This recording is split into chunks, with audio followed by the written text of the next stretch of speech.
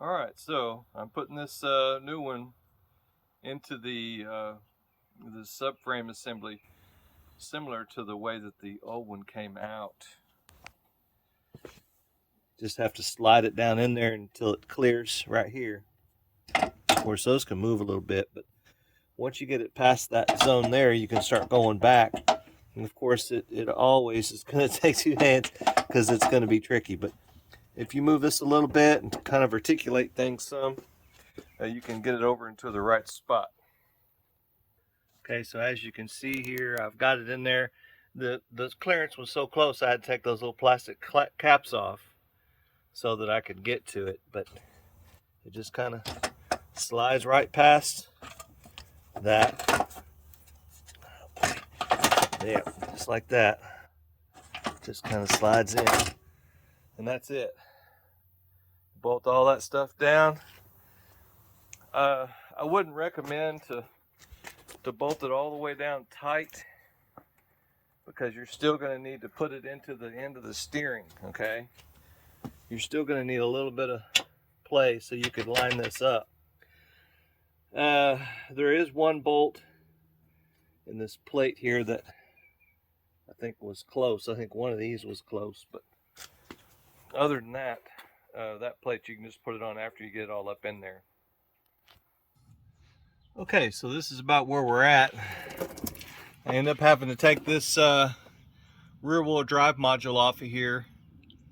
It was in the way big time, and I guess when I took it out, it was just a controlled drop, because it seemed like this whole thing kind of articulated a little bit to come out, and just fell onto and with the jack as it was coming down. So going back, there's just about impossible to get it to go back with this sucker on there. So I took it off. It's only got 4 bolts and a bracket with 2 13s and some 14 millimeter bolts on there. It's pretty obvious to keep track what's what, so I just went ahead and took it off. But this is where it sets right now. It will not go any further than right there until I took this off. So let me get it to the next step, and I hope this helps you and your project get this thing on there. I've done this before, but it's been a very long time. Obviously, right? Okay, so as you can see, got this side in there, and the cat is prowling around there.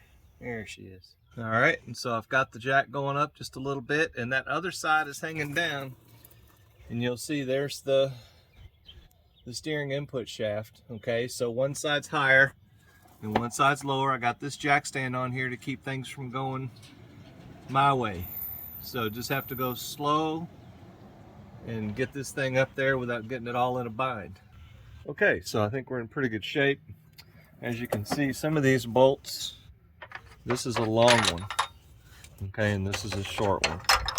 And you can see how they set in there when you first put it in.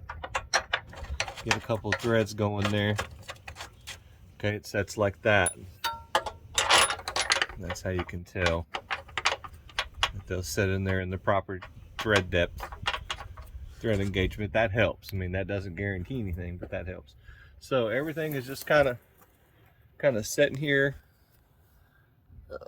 All this stuff is kind of just floating. All right, so I just need to line all that up, and my rack is just floating here, so I'm gonna start getting it lined up and get it in the right place,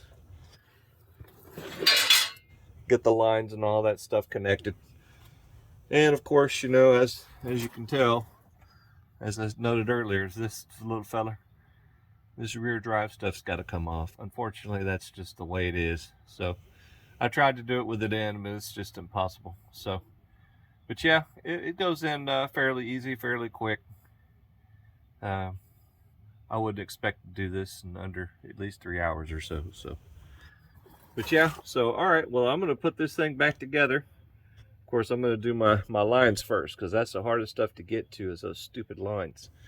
But as soon as I get all that installed, of course, I've got my motor mount bolt in. Okay, don't forget that.